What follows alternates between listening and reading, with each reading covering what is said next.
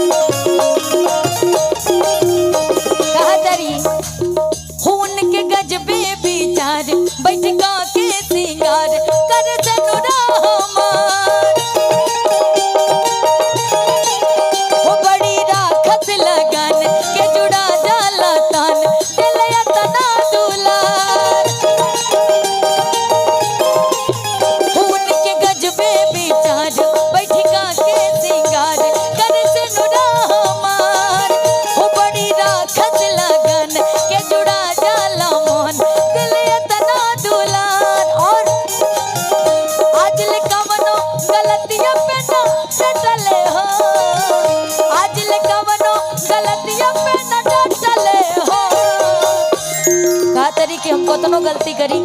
लेकिन हमार सैया जी हमरा के डांटे लेना ही हमरा राजा के हमरा सैया के गोदे दिलवा हमारे हमरा सैया के गोदे दिलवा हमारे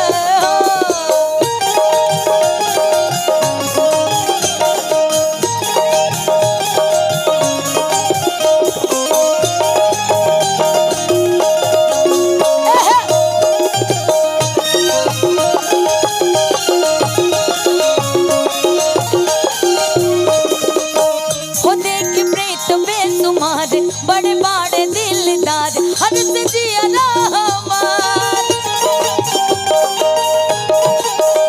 पिया पी की विशाल बड़ी कारे नु प्यार धड़के जिया रहमान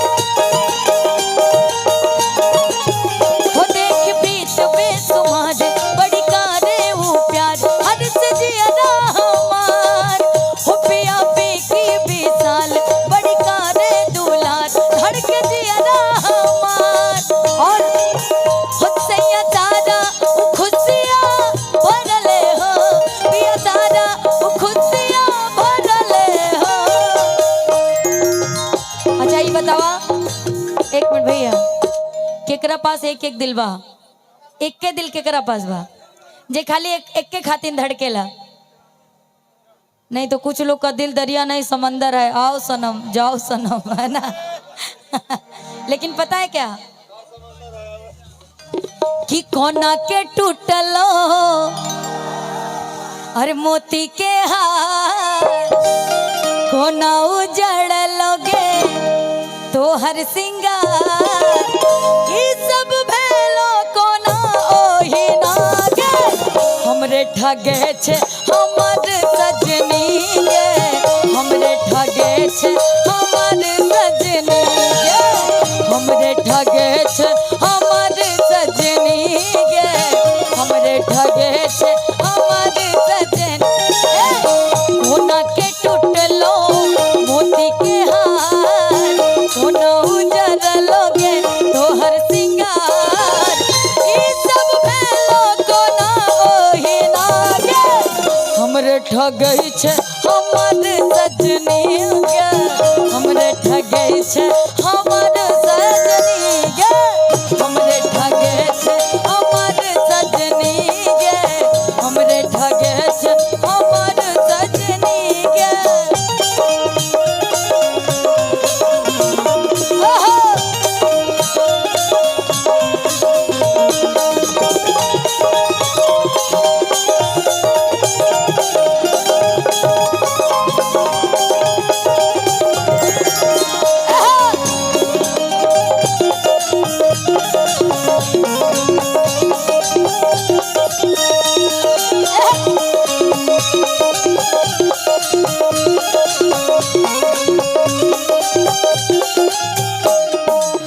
केस तोहर छौ उजरल फुजरल आँखि के काजरल भूरल लो भूरल केस तोहर छौ उजरल फुजरल आँखि के काजरल भूरल लो भूरल तोहर लिपस्टिक उझाल बुझाई छो गाल के लाली घसैल बुझाई छो तोहर लिपस्टिक उझाल बुझाई छो गाल के लाली बुझाल बुझाई छो कोना चलड़ ले तोहर नैना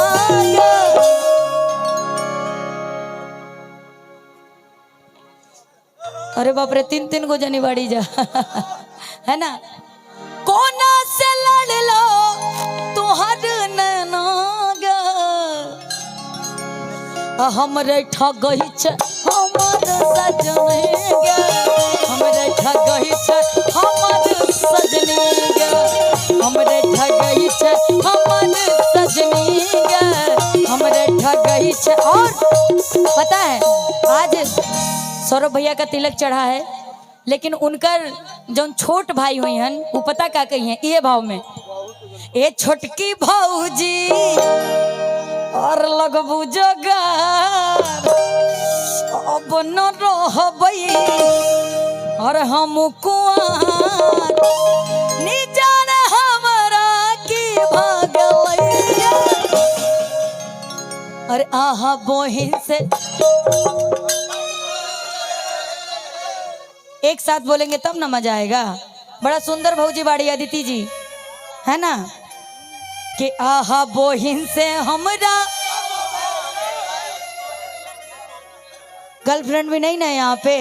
बोल सकते हैं आप लोग। अरे आहा बोहिन से हमरा ये बात ऐसा होना चाहिए ना। ए छोटकी भौजी लगबू जोगार अब न रहबई हम कुआर निजान हमरा की भागलैया आहा बोहिन से हमरा लब भागलैया आहा बोहिन से हमरा लब भागलैया आहा बोहिन से हमरा लब भागलैया आहा बोहिन से हमरा लब भागलैया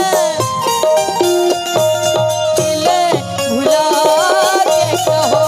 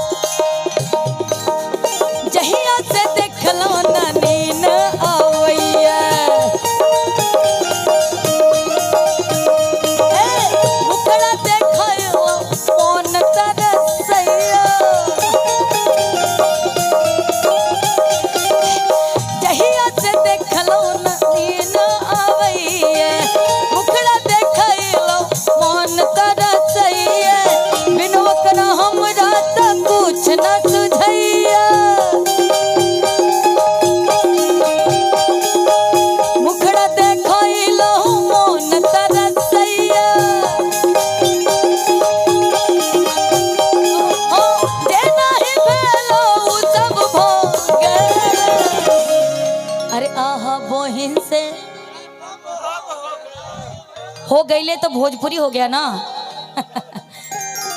कि आहा बहिन से हमरा लब भागले। मैं भोजपुरी गाती हूँ लेकिन थोड़ा थोड़ा कोशिश करती हूँ कि मिथिलांचल में आऊँ तो थोड़ा सा आप लोगों की भाषा को भी गुनगुनाऊं, है ना। और हमको लगता है ये सब इधर के बहुत ही चर्चित गीत हैं, तो एक अपनी मिथिला भाषा के लिए जोरदार ताली बजा लीजिए आप लोग। जे नहीं भेलो उ सब भोगल, और ओह बहिन से हमरा लब भागल,